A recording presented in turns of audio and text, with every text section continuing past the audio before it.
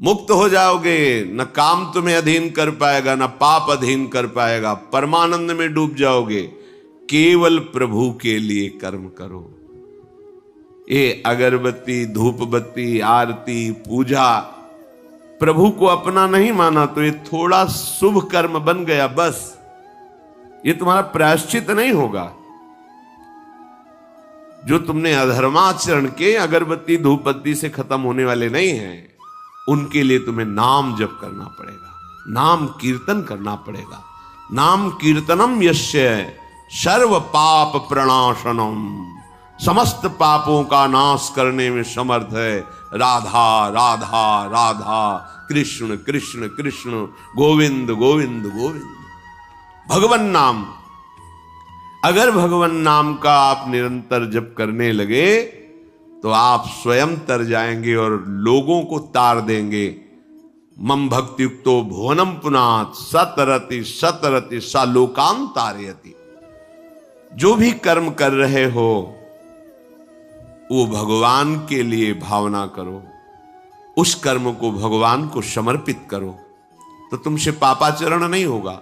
जो पापाचरण हो गए हैं, 10 मिनट केवल बैठ करके अपने घर में ही ताली बजा के, मंजीरा लेकर के, इसे नाटक मत समझो, आडंबर मत समझो। नहीं, जो आडंबर और नाटक किए हैं ना, वो जब अपना नाटक फैलाएंगे तो तुम उस नाटक से निकल नहीं पाओगे। माया का नाटक है। भगवान नाम कीर्तन, ये जो लोग कहते हैं ना कि भगवान तो हृदय में बैठे, दिखावे की क्या जरूरत है। अगर इतना बोध हो चुका है भगवान हृदय में बैठे, तब तो आप सिद्ध हो गए। केवल वाणी से बोल रहे हो, मन मानी आचरण कर रहे हो, दुर्गति को प्राप्त हो रहे हो, तो है ना सबके हृदय अछत विकारी, पर सकल जीव जग दीन दुखारी। सबके हृदय में बैठा है, पर दुर्दशा रोक रहा है क्या वो? क्यों? क्योंकि तुम केवल बातों से कहते हो तो सबके हृदय में बैठा है। ऐसा अनुभव किया? अगर ऐसा अनुभव किया तो बेविचार किसके साथ करते हो, चोरी किसकी करते हो, हिंसा की, कपट किससे, द्वेष किससे? बस केवल बातों से बात नहीं बनती। ये कर्म बातों से नष्ट नहीं होता, इसके लिए अनुष्ठान करना होगा नाम का। चाहे जैसी परिस्थिति हो, चाहे जो हो, जैसे भी हो, तुम्हारा मंगल होगा। अहोबत स्वपचतो गरीयान यज्जिभ्यागे वर्तते नाम तुभ्यम। वो नीच आचरण करने वाला, अभक्ष पदार्थ खाने वाला भी यदि भगवान नाम उच्चारण करता है तो परम पावन हो जाता। अहो, आश्चर्य की बात! बड़े बड़े प्रायश्चित जिसे पावन नहीं कर सकते, भगवान नाम उसे पावन कर देता है। जय शीत हरिवंश विचार के मनुज देह गुरु शरण गही, सकई तो सब पर पंच तजी कृष्ण कृष्ण गोविंद कही। कृष्ण कृष्ण गोविंद क्या जाता है? हम तो ये नहीं कह रहे कि तुम नहा के जपो, तुम ऐसा को, जैसे हो, जहां हो, गोविंद गोविंद, राधा राधा राधा वल्लभ श्री हरिवंश, तुम पावन हो जाओगे प्यारे। तुम्हारी दुर्गति, तुम्हारी विपत्ति, तुम्हारी उन्नति में जो बाधक कर्म है उनको नष्ट करो। किसी से भीख मांगने की जरूरत नहीं, कृपा की। अगर नाम जप नहीं तो कहीं भी भाग के चले जाओ, देख लो तुम्हें क्या मिलता है। नाम जप करो, तुम स्वयं देने वाले बन जाओगे। मांगना मिट जाएगा जन्म जन्म का। विश्वास करो, जैसे भी हो। नहीं छोड़ पा रहे गंदी बातें, शुरू करो। नाम को तो अंदर लाओ, वो तुम्हें इतनी सामर्थ्य देगा, सब छूट जाएगा, सब छूट जाएगा। विश्वास करो। आज तक जितने बड़े बड़े ऊंचाई के पद पर पहुंचे हुए महात्मा हैं, सबके मूल में नाम पाया गया। निरंतर नाम जप, निरंतर अभ्यास करने से होता है। विश्वास करो, इसके बराबर न तीर्थयाटन है, न कोई अन्य साधन है। नाम कलयुग केवल नाम आधारा, सुमिर सुमिर नर उतर ही पारा। जिसने नाम का आश्रय ले लिया महासुखी हो गया। पर जब तक तुम्हारे पाप कर्म भस्म नहीं होते, तब तक तुम्हें आनंद नहीं मिलेगा। इसलिए विश्वास करके दीर्घ काल तक सम्मान पूर्वक, आदर पूर्वक हृदय में नाम जप करो। जब पाप वासनाएं नष्ट हो जाएंगी, पाप प्रवृत्ति नष्ट हो जाएगी, तब आनंद की धारा, तुम्हें कोई भी विपत्ति, कोई भी संकट परास्त नहीं कर पाएगा। प्रश्न होता है कि हम बहुत प्रयास करते हैं पर सफलता नहीं मिलती। प्रयास को कहते हैं पुरुषार्थ, और सफलता नहीं मिली उसको कहते हैं प्रारब्ध। कभी कभी प्रारब्ध बहुत जोर का होता है जो बड़े बड़े ऋषि मुनियों के ऊपर भी हावी हो जाता है, पर पुरुषार्थ व्यर्थ नहीं जाता। यदि वो सत है तो तुम्हारा पुरुषार्थ भी तो असत है। अगर राधा राधा बीच में बोलते रहो और प्रभु की भावना कर लो कि 8 घंटे से जो काम कर रहा हूं वो समय और वो कार्य दोनों प्रभु को समर्पित करते हैं, अब ये सत्य पुरुषार्थ हो गया। अब प्रारब्ध को बदलने की सामर्थ्य आ गई तुम्हारे पुरुषार्थ में।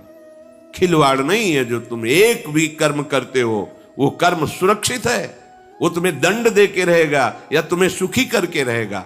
असत है, पाप है तो दंड देगा, सत है, सुकृत है तो सुखी करेगा। विश्वास मानिए, ये सत्य वार्ता है, ये कोई चाटुकारिता की बात नहीं है। सत्य में सत्य रहता है, चाहे जो युग हो चाहे जो समय हो, सत्य अपना प्रभाव दिखा के रहता है। इसलिए भगवान का आदेश है, तुम्हारा जीवन भगवत प्राप्ति के लिए, आनंद में डूबने के लिए, मस्त होने के लिए मिला है। ये मस्ती नशा में नहीं है, ये मस्ती दूसरों के शरीर का मांस खाने में नहीं है, ये मस्ती दूसरों की हिंसा व्यभिचार इसमें नहीं है। मस्ती है स्वात्मानंद की। जब कोई चाह नहीं, कोई परवाह नहीं, मृत्यु भी एक खिलौना लगने लगे, उसे मस्ती कहते हैं। वो मस्ती आती है भगवान नाम जप से। शुद्ध ज्ञान का प्रकाश हुआ, मरने का भय खत्म हो गया, क्योंकि शरीर राग नष्ट हो गया। इसलिए सावधान होकर जो जहां जैसी भी परिस्थिति में हो, भगवान नाम सदैव अपने पास रखो। राधा राधा, कृष्ण कृष्ण, गोविंद गोविंद। देख लेना, निहाल हो जाओगे, निहाल हो जाओगे, मस्त हो जाओगे। हमारी बात मान लो, हमारी प्रार्थना मान लो। कुछ इसमें नहीं लगता, इसमें न पैसा देने की बात कर रहे, ना कोई संयम नियम की बात कर रहे। जैसे बने, मन नहीं लगता, मत लगने दो, ये बड़ा दुष्ट है। ये लगता है हमें दुर्गति कराने के लिए। अगर इसकी हां में हां मिलाओगे तो ऐसे निंदनीय कर्म कराता है, घृणा होती है अपने मन से। देखो ना, झांक के देखो ना मन को, कभी ये तृप्त नहीं हुआ। वही गंदी बात, वही गंदा चिंतन, वही गंदे आचरण की प्रेरणा। इस दुष्ट को मित्र मानते हो, ऐसे मन को? जो हमारा खास दुश्मन है वो मन है। वासनाओं में फंसा हुआ, वासनाओं की प्रेरणा करने वाला दुश्मन मन है। इस मन को डंडे से मारो। डंडा है हरिनाम। जितना जपोगे मन उतना ही सावधान रहेगा। कृष्ण कृष्ण, गोविंद गोविंद गोविंद, निरंतर रटन करो। राधा राधा राधा। क्या जाता है? जिह्वा से नाम उच्चारण कर रहे, शरीर से अच्छे कर्म कर रहे हैं, विचार अपने आप पावन होने लगेंगे। विचार पावन हुआ तो महात्मा हो गया, चाहे वो गृहस्थ हो चाहे वो विरक्त हो। तो ध्यान दीजिए, हमारे पुरुषार्थ को प्रबल करने वाला और प्रारब्ध को नष्ट करने वाला एक ही महान समर्थ है, भगवान नाम। इसके सामने कोई साधन बराबरी नहीं कर सकता। ये महामहिम नाम भगवान का है, भगवान को भी अधीन करने की सामर्थ्य रखता है। ये जो निकृष्ट भाव बैठा हुआ है, बेटी हुई उदास हो गए, लड़का हुआ थाली बजाओ, घंटा बजाओ, जिससे बहुत बड़ा, बिल्कुल ठीक नहीं है। ये बेटा होता किससे है? बेटी से ही होता है। तुम किससे हुए हो? किसी मां से हुए हो। वो क्या थी? किसी की बेटी ही थी।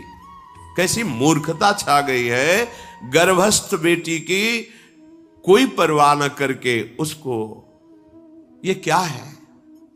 कितने राक्षस वृत्ति में आ गए हैं हमारी।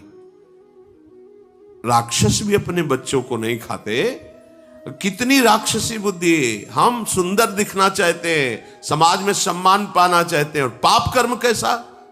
बेटी है गर्भ में, हत्या करा दो, नहीं चाहिए। बेटा कहां से पैदा होगा? वो किसी की बेटी से ही तो पैदा हो रहा है। कैसी मूढ़ता छा जाती है। वैसे भी शास्त्र में स्त्री हत्या करना बहुत बड़ा महापाप कहा गया है। फिर भ्रूण हत्या, गर्भ हत्या, गर्भस्थ शिशु की, उसमें भी कन्या, सर्वनाश। इसके बाद फिर रोते हैं हमने कौन सा पाप किया, भगवान ने हमारा पुत्र छीन लिया। कौन सा पाप किया, भगवान ने ऐसा कर दिया। अरे अपने डायरी में तो लिखा करो कि तुमने कौन से पाप किए हैं। फिर जब परिणाम आवे तो सोचोगे तो लगेगा बहुत हल्के में निपाट रहे हैं भगवान, हमें तो बहुत कष्ट मिलना चाहिए। कैसी कैसी निर्दयता बैठ गई हो। हम मनुष्य कहलाते हैं, सदगृहस्थ कहलाते हैं, गर्व से चलते हैं और गर्भस्थ शिशु की हत्या करते हैं। मान जाओ, ना सत्संग सुन रहे हो, ना शास्त्र स्वाध्याय कर रहे हो, इसलिए तुम्हें पता नहीं कि तुम कौन सा पाप कर रहे हो। ऐसे ये पाप, कुछ पाप ऐसे हैं जिनको वज्र की लीक कहा गया। वज्र की लीक में मिटाल नहीं सकते, तुम्हें भोगना पड़ेगा। जो गृहस्थ है और संतान नहीं है, उस जीवन को सार्थक करने के लिए अपने गृहस्थ जीवन का त्याग करो, तीर्थ धाम कहीं वास की व्यवस्था करो और दोनों मिलकर भजन करो, अपने शरीर को पूरा करो, तो जीवन सार्थक हो जाएगा। अगर गृहस्थ है, संतान है, पढ़ाओ लिखाओ, उसको उसी योग्य करो जैसे तुम्हारे माता पिता ने किया है, तो तुम उस ऋण से मुक्त हो जाओगे। और फिर भी भजन करो, भजन ही तुम्हें भगवान की प्राप्ति कराएगा। दूसरा, जो अपने धर्म से भ्रष्ट हो चुका है उसका जीवन व्यर्थ है। आपका एक धर्म है, सबसे पहला धर्म है मनुष्य धर्म। मनुष्य का क्या कर्तव्य है? अपने प्राणों का भी बलिदान देकर दूसरे की रक्षा करना, और यहां अपने मन को सुख पहुंचाने के लिए दूसरे की हत्या कर देना। कैसा राक्षसी भाव वृत्तियों में आ गया। देखो, अगर कोई माता बहन एकांत मिल जाए तो बस राक्षस जैसे टूट पड़ते हैं, ऐसे स्वभाव, मार दो, जला दो, काट दो। बड़ी दुर्गति होगी, देख लेना, यहां भी होगी। छुपा के भी कर लो, तब कर्म प्रकाशित होगा। जब तुम अपराध नहीं करोगे, अपराध नहीं करोगे, तब वो अपराध तुम्हें फंसाएगा और जीवन भर रुलाएगा। मरने के बाद नर्क मिलेगा। नर्क माने बड़ी जेल है, वो बड़ी जेल, ये छोटी जेल है। जैसे बड़े अपराधियों को बड़ी जेलों में भेजा जाता है, तो विश्व ब्रह्मांड की सबसे बड़ी जेल और वहां के सबसे बड़े जेलर यमराज, वहां दंड मिलता है। आप ऐसा ना सोचिए कि ये सब गप है। गांव में जैसे बात करे तो लगता है गप है। जब जेल हो आते हैं ना तो कहते हैं, एक गांव में मिले थे, कहा था कि अगर रोज 5 जूता कोई गांव में हमें मारे तो हम उसे सह लेंगे, लेकिन दोबारा जेल जाने वाला आचरण नहीं करेंगे। दिखा रहे थे कि देखो कैसे कैसे कष्ट वहां के कैदी भी मारते हैं जो बहुत पुराने हो गए हैं। वो हमको अनुशासन में रखते हैं, ऐसा ऐसा कितना कष्ट। अब वो गया ना तो भोगा, अब माया के कारण स्मृति नष्ट हो गई नहीं, सैकड़ों बार अपने भी भोग के आ रहे हैं नरक। दूसरे, उसका जीवन नष्ट है जो धर्म का त्याग कर चुका है। तुम पिता माता से प्रकट हुए, तुम्हारा धर्म है माता पिता की सेवा करना। वयोवृद्ध बेचारे माता पिता उठने बैठने में असमर्थ हैं, आप पैसे कमाने के लिए अपनी बहुली निकल गए। अब वो कष्ट भोग रहे हैं, ना उनको देखना है ना उनकी व्यवस्था करना है। मरने दो तो ठीक है, तुम्हें जब परिणाम आएगा तब तुम भी तो बनोगे ना वृद्ध, तब तुम्हें पता चलेगा। अवश्य में भोक्तव्यम कृतम कर्म शुभाशु। होश में माता पिता सबसे पहले भगवान हैं, यदि आप गृहस्थ हैं तो। अगर आप बाल्यावस्था से भगवान के मार्ग का अनुसरण कर रहे हैं तो फिर भगवान प्रणत कुटुंब पाल रघुराई, भगवान व्यवस्था कर देते हैं। वैराग्य मार्ग में लौटकर पीछे नहीं देखा जाता। हमारे भगवान के अवतार मानेंगे महाप्रभु चैतन्य देव, नवयुति विष्णु प्रिया जी माता सची छोड़ के चल दिए। आद्य गुरु भगवान शंकराचार्य भगवान के अवतार मां केवल छोड़ के चल दिया। भगवान के मार्ग में यदि ऐसे चले तो भगवान संभाल लेते हो, परम पद मिलता है 21 पीढ़ियों को। मां तो बिल्कुल नजदीक है, 21 पीढ़ियों को भगवत प्राप्ति हो जाती है। और शब्द है प्रणत कुटुंब पाल रघुराई, भगवान स्वयं उसके परिवार का पोषण करते हैं। पर यदि गृहस्थ धर्म में हो और अपने माता पिता का त्याग कर दिया, उनकी सेवा नहीं करते, वो दुख भोग रहे, तो नरक यंत्रणा मिलेगी और जीते जी तुम उन्नति को प्राप्त नहीं हो सकते। तुम्हें भले उन्नति दिखाई देती हो, बाद में परिणाम देख लेना आप। तीसरा, जो दूसरों के भोजन छीनने की चेष्टा में रहता है, कैसे इसका धन अपहरण कर लें, कैसी जमीन अपहरण कर लें, कैसे इसकी अव्यवस्था पैदा कर दें इसके जीवन में। जो केवल अपने ही सुख को देखता है उसकी दुर्गति होती है। तीसरा, उसका जीवन व्यर्थ है। जो दूसरों के सुख का अपहरण करके सुखी होना चाहता है, सदैव केवल अपने सुख में डूबना, सोचना कैसे मैं सुखी हो जाऊं, अधर्माचरण करूं, छीन लूं, क्या करूं, कैसे करूं, उसका जीवन व्यर्थ है। और चौथा, जो आए हुए साधु महात्मा अतिथि का अनादर कर देता है, अपमान कर देता है, सारे सुकृत नष्ट हो जाते हैं। ये चार का जीवन बिल्कुल व्यर्थ हो जाता है। इनको असत जीवन कहा गया है, वृथा जीवन कहा गया है। इसलिए हे युधिष्ठिर, ये चार दोष कभी हृदय में ना आने पावे। आरूढ़ पतिते दत्तो मन्यायोपहृतम चेयत व्यर्थम तु पतिते दानम ब्राह्मणे तस्करे तथा। बहुत ध्यान देने योग्य बात। जो वानप्रस्थ या विरक्त भाव संन्यास ले लेते हैं और कुछ वर्ष चलने के बाद मैं तो इस पे नहीं चल पाऊंगा लौट जाते, उन्हें घोर नरक की प्राप्ति होती है। कुछ भी कर लो, ये भारी अपराध तुम्हें नरक की प्राप्ति कराएगा। मार्कंडेय जी महाराज युधिष्ठिर को उपदेश कर रहे हैं। एक बार एक सन्यासी जी ने कहा था कि हमने गुरुजनों से सुना है कि ये जो वचन से संकल्प ले ले कि बस अब कुछ महीने बाद हम सन्यास ले लेंगे और विरक्त होकर भगवान का भजन करेंगे, और यदि वो ऐसा नहीं करता तो उसे चंद्रायण व्रत रहना चाहिए, तब उस पाप से मुक्त होगा। चंद्रायण व्रत कहते हैं प्रतिपदा को 1 ग्रास, द्वितीया को 2 ग्रास और अमावस्या को 15 ग्रास, फिर नीचे घटाते चले जाओ 14, 13, 12, 11, ऐसे पूर्णिमा को पूर्ण 1 महीने ऐसे उपवास रहने से हम सन्यास लेंगे। इस बात के अपराध का उसको सन्यास लिया नहीं, केवल घोषणा कर दी थी। और जो सन्यास ले लिया या वानप्रस्थ, वानप्रस्थ कहते हैं पत्नी के सहित विरक्त होकर भजन करना। गृहस्थ में थे, अब निर्णय कर लिया कि अब आजीवन हम ब्रह्मचर्य रहेंगे और भगवान का भजन करेंगे, धाम तीर्थ वन आदि में रहकर वो जीवन में दोनों भजन करके भगवान की प्राप्ति में लगा, उन्हें वानप्रस्थ कहते हैं। सन्यास जो पूर्णतया वैराग्यवान होकर केवल भगवान के आश्रित जीवन।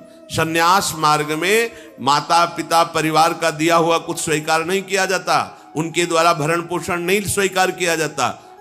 अगर स्वीकार करता है अपने धर्म से भ्रष्ट हो जाता है। ये मनमानी आचरण, न शास्त्र स्वाध्याय है न सत्संग में श्रद्धा है। मनमानी आचरण से अध्यात्म मार्ग प्रकाशित नहीं होता। जिसने सन्यास ले लिया और वो फिर गृहस्थ में लौट जाता है कि अब हमसे तो होने वाला नहीं, तो उसे आरूढ़ पतित कहते हैं। आरूढ़ पतिते दत्तो मन्यानयोपहृतम चयत, उसको दुर्गति प्राप्त होती है। इसलिए होश में, ये मार्ग ऐसा नहीं अब हमारा मन नहीं लगता, अरे अहो भाग्य है कि तुम्हारे भाग्य से विषय भोग मिटा दिया भगवान ने, तुम्हें परमार्थ का मार्ग दे दिया। जिसको छोड़ना कठिन है भगवान ने उसे काट दिया, चलो मेरे मार्ग में चलो। हम मनमानी आचरण नहीं, बिल्कुल नहीं। यहां शास्त्र आदेश करता है, ऐसे नहीं होना चाहिए कि 4 दिन हुए कपड़ा उतार दिया, कपड़े बदल लिए, 5वें दिन फिर उसी पोशाक में। तो जानते हो इससे क्या होगा? जीवन भर कुछ कर लो, दुर्गति प्राप्त होगी। तस्मात् शास्त्रम प्रमाणम ते कार्य, ये कानून है। कानून में फंस गए तो सजा निश्चित होगी। ये भागवतिक कानून, जैसे एक राजकीय कानून है, तो ये भागवतिक त्रिभुवन का कानून है। त्रिभुवन में कहीं यही कानून काम करेगा। अलग अलग देश का कानून है, लेकिन ये त्रिभुवन का कानून है, विश्व का कानून है, ये भगवदीय कानून है। अगर इसमें फंस गए तो निकलना मुश्किल हो जाएगा। बहुत शास्त्र के अनुसार चलो। तो जो वानप्रस्थ या सन्यास लेकर के पुनः गृहस्थ धर्म से युक्त हो जाता है, उसकी दुर्गति निश्चित हो जाती है। आप तुम वो कर ही नहीं पाओगे। जैसे कहते हैं अब मंत्र ले लिया, आप क्या जाने की जरूरत है? मंत्र प्रकाशित ही नहीं होगा, जप ही नहीं पाओगे। लिख के देख लो, ये शब्द लिख लो, मंत्र नहीं प्रकाशित होगा, जप ही नहीं पाओगे। खिलवाड़ है परमार्थ चलना। एक एक अक्षर में अगर त्रुटि हो जाती है तो छाती जलेगी। कैसे गलती कैसे होगी? एक अक्षर भी। अगर शास्त्र सम्मत इष्ट प्रेरित है, हृदय शीतल रहेगा, परमार्थ प्रकाशित रहेगा, ये मार्ग है। अब कौन शास्त्र स्वाध्याय करता है? कहां में सत्य चर्चा सुनने को मिलती है? भगवत कृपा है जो सुनने को मिल रही, इसको हृदय में धारण करो। जो जीवन हमें भगवान ने दिया है ये निंदनीय जीवन नहीं है, ये रोने वाला जीवन नहीं कि हाय हमें दूल्हा नहीं मिला, दुल्हन नहीं मिली, हाँ संसार के भोग नहीं मिले, परिवार बड़ी कृपा हुई जिस दलदल से हम नहीं निकल सकते थे, नहीं निकल पाए अनंत जन्मों से, आज हमारी लाडली ने फूल जैसा मुझे अलग कर दिया। ये गृह कारज नाना जंजाला, ते अति दुर्गम शैल विशाला, ये शर्म आवत अति कठिनाई, राम कृपा बिनु आए न जाई। भगवान ने तुम पर कृपा की, तुम्हें नाचना चाहिए कि रोना चाहिए? विषयों को देख देख कर जलते हो, भोगने की लालसा रखते हो, कैसा जीवन, व्यर्थ जीवन। बिल्कुल नहीं, सावधान, तुम्हारा जीवन भगवान के लिए, तुम्हारे भाग्य में श्री जी लिख दी गई है। आह, हमें नाचना चाहिए। हमारे भाग्य को बदलकर प्रभु ने अपना चरणारविंद, अपना धाम, अपना नाम, अपनी सेवा दे दी।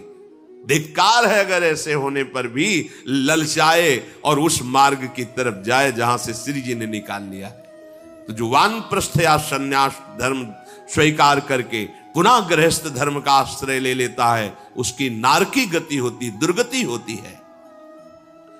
और जो पापाचरण करके, अन्याय से, अधर्म से छीन झपट करके धन और सोचता है उसमें कुछ दान कर देंगे, जैसे किसी ने प्रश्न किया था ब्लैक और व्हाइट, कि अब हम तो ब्लैक और व्हाइट का मतलब काला और सफेद समझते हैं, तो काला धन का मतलब होता होगा अधर्माचरण या जो राजकीय विभाग से पास ना हो, उसे ही काला धन कहते होंगे। तो काला धन काला ही रहता है, कोई व्हाइट नहीं कर सकता उसे। जमा कर लो, एक समय आएगा कि ट्रक में लद के सब चला जाएगा, तुम भी लद के चले जाओगे। अगर वो समय ना आया तो यमराज के दूत तुम्हें ले जाएंगे, सब यही पड़ा रहेगा। होश में चलो। दान किसे कहते हैं? खूब मेहनत करो, धर्म से कमाओ, फिर उससे एक रोटी की व्यवस्था किसी की भी कर दो, उसे सतदान कहते हैं। लाखों बेईमानी से कमाए, अधर्म आचरण से दूसरों को चूस चूस के ऐसा दुख दे कर फिर सोचा कि लाख में 10,000 दे देते हैं, व्हाइट हो जाएगा। व्हाइट नहीं हो जाएगा, ये और तुम्हारे ऊपर आक्रमण कराएगा, क्योंकि जिनको दे रहे हो उनकी भी बुद्धि तो भ्रष्ट होगी, तो तुम्हारा धर्म बनाना, हाँ व्हाइट नहीं होगा, फाइट होगी, मार पिटाई शुरू करवाएगा। वो ऐसे आचरण करवाएगा, जहां जाएगा वहां खोपड़ी फोड़ेगा, उसका परिणाम जब आपके आएगा तो आपकी खोपड़ी फूटेगी। व्हाइट तो तब हो सकता जब व्हाइट चलो। व्हाइट का तात्पर्य होता प्रकाश, श्वेत, ये लक्षण सतोगुण का। सात्विक भाव से चलो, मेहनत की कमाई से, पसीना चुआ के खूब मेहनत किया और फिर किसी को दिया, तुम्हारा परिवार उन्नतिशील रहेगा, तुम्हें लोक परलोक में सुख प्राप्त होगा। अन्याय से कमाए हुए धन का दान पतित कर देता है, पतित कर देता है। अब इसमें एक उपाय है, मुझे पता नहीं था, प्रमादवश मेरे से गलती हो गई, कभी जीवन में गलती नहीं करूंगा, अब सुधार के लिए करो, हो जाएगा। मुझे पता नहीं था, मैंने कभी सुना ही नहीं था, बस यही था कि धन प्राप्त करूं, धन प्राप्त करूं, और गलती हो गई। अब मुझे पता चला कि मैंने गलत किया है, तो आप अब लो नशानी, अब ना नशे करो, गौ सेवा, संत सेवा, ठाकुर सेवा, गलती आगे से नहीं करूंगा। ये एक सूत्र बहुत बड़े, अबलो नशानी अबना नशे, ये सबको पावन कर देता है, सब कुछ पावन कर देता है। पर ये ऐसा नहीं कि हम 100 कमा रहे हैं बेईमानी से तो 10 देते रहेंगे तो 90 व्हाइट होते रहेंगे, ऐसा कदापि कहीं नहीं लिखा। ये शास्त्र है, तस्मात् शास्त्रम प्रमाणन्ते। कई बार लोग प्रश्न करते हैं इस विषय का, ध्यान से सुन लो।